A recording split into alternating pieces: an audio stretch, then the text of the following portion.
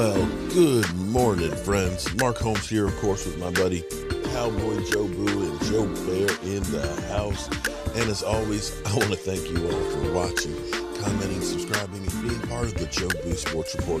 Without you guys, as well as you ladies, this literally does not work. So let's get open for business here, and let's wake up the football gods. Wake up, guys. Oh, my God.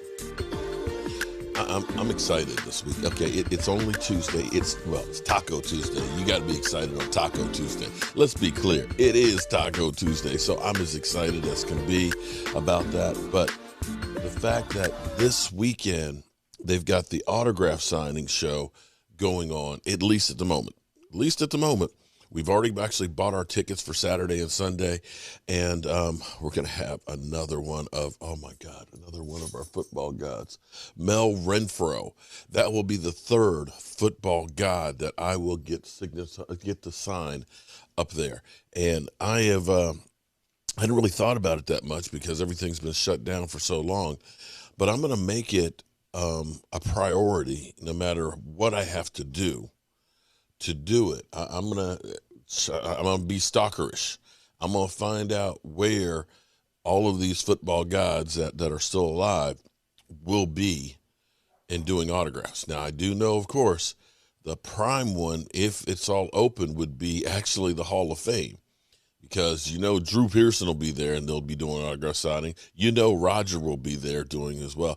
So that would be the opportunity to get probably about three of them at least up on there. That would make that completely priceless, and something great to pass down to my son and hope that he holds on to it and takes care of it. So we are in phase 2 of OTAs. We have today, tomorrow, Thursday, and Friday. They have the weekend off, and then we start phase 3 of OTAs. And so far, it's kind of quiet, which is good. We don't want to hear a whole bunch of stuff. We don't hear about anybody being injured or anything else. We want these guys to go to work. And, a lot is going to be put on the shoulders of Dan Quinn. Dan Quinn, we all have had coaches that we remember. Some of them were a lot harder than others. But typically, the coaches that were the hardest on me were the ones that taught me the most. The ones that were very hands-on, really, you ended up really learning more from. And that's one of the things that I do like about Dan Quinn thus far. Now, we'll see if it translates to the defense turning around from being ass to being a defense that gets the ball, that gets after quarterbacks, and starts to make a move. So I'm hoping that this is the case. And in looking at some of the players, Osa, as well as Micah Parsons. One of the things that you'll find about a lot of great athletes are they're like a 3-star athlete. They play football, they run track, or they play baseball, they're wrestlers and things like that. Because other sports, other things that you do will translate into football. And when you're playing defense, actually offense either, in the lines, the hand is truly the key. You think about offensive linemen and defensive linemen as just these big guys, with the shoulder pads and that, it's just straight up brute strength. But it goes beyond the shoulders, the pads, the body, and everything else. The hands are really the key. Hand placement, hand strength, and hand tricks. And, for me, I played football, ran indoor and outdoor track through shot put and discus, which throwing shot put and discus taught you foot placement, muscle memory of being in the exact place, learning how to whip the body, because throwing shot put isn't about arm strength as much as it is the body whipping action.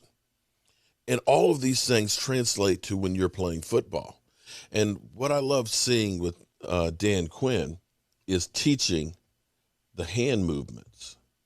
And when you look at him, this is, I think I used this before in one of these other videos, but you see where he's teaching using the hand, wax off, right? You knock offensive lineman's hands off, because when the offensive lineman gets his hands on you, it's hard to do anything. And of course, he's teaching, make the fist, go through. And this ended up hitting me because I think my friend Greg Evans reminded me about Osa. He was a wrestler. Osa was not just a wrestler in high school. He was the top-ranked high school wrestler, heavyweight wrestler in the nation. He was a 3-time state champion. He was incredible. And see, here's the thing about wrestling. Wrestling teaches you balance. It teaches you agility. It teaches you how to use your hands. If you think of Aaron Donald has been famous for having a lot of off-season workouts where he's working with martial artists, where it's all, again, martial artists. You got the guy there with the knives and is teaching, not make sure you're knocking rubber knives now. They're rubber, at least they tell us they're rubber knives. But it teaches you to look, using that eye-hand coordination to be able to, boom, target and use those hands quickly. Again, it's kind of like the wax on, wax off in Karate Kid. And I know it's ridiculous to quote, a kid's movie, but you can see he is teaching the hand movement.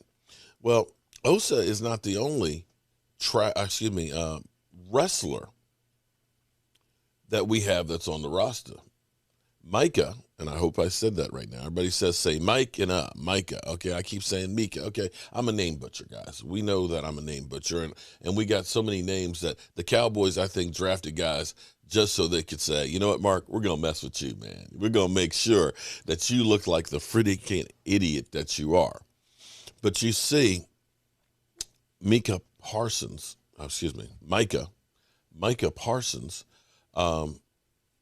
is another wrestler and another guy that will use his hands in there.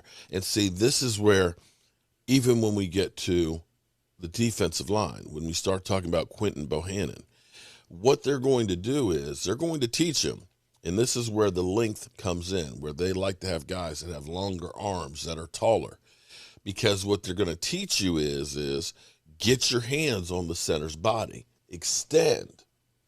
And what you're going to do with those hands is you're going to control him, because if I can keep him at arm's length, he can't get into my body. That means my legs are free to be able to move. I can move my feet, and I can feel with my hands. See, it's a lot of stuff that goes on. They call it a non-skilled position, but there's still a lot of skill that goes on. Yeah, it's not running a precise route, but you get somebody who's about 320 pounds coming down on you, and then a second guy, and you have to figure out how to split the double team. There's a lot of skill involved in that, brute strength and skill. But what you're doing is you're getting your hands into the body, and you're feeling where they're trying to take you. And then you have to be strong enough to be able to fight that pressure. So once you get on that body, he's trying to hook you. You're working through here to get past him, because that is going to lead you to the football. Hands, other sports, teach you to be a better athlete when it comes to football. For me, I like to look at football. Football has some bad things about it. The injuries and things that go on with football, the concussions, the broken bones, the torn ligaments and things. My body is still screwed up, and I never played professional football. I can't imagine how somebody who's played 10, 12, 15 years, how they are when they get to be my age. They give up a lot for our entertainment, okay? Let's be clear on that. But the thing about football is, I like to think about football as life, because you can relate so many things in life to football and football to life.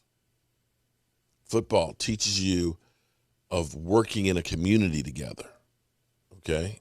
Because it's not about just being one individual out on a football field. You can have 10 guys that do the right thing. If one guy doesn't do his job, then we all fail. So it's not about just saying, I'm going to be great. I got to bring up the weakest link over here and bring him up, because we're only as good as that guy is. It's another one of those lessons that football teaches you. And for me, I love what Dan Quinn is doing and bringing to the team.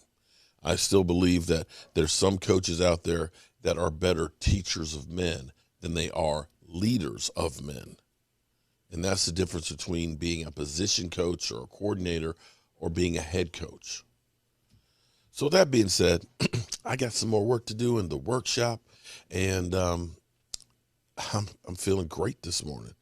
Looks like it's going to be a beautiful day, although with it warming up, the cicadas, they will be out in full force, I'm sure, in the next couple of days or so. So I don't know how well I'm going to be able to use the outdoor studio with all the cicadas and the noise, but hey, it's broadcast media. You do what you got to do to survive.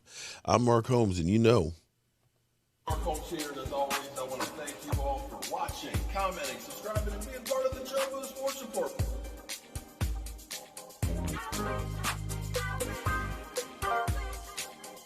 You did one hell of a job, and the only thing else I got to say is,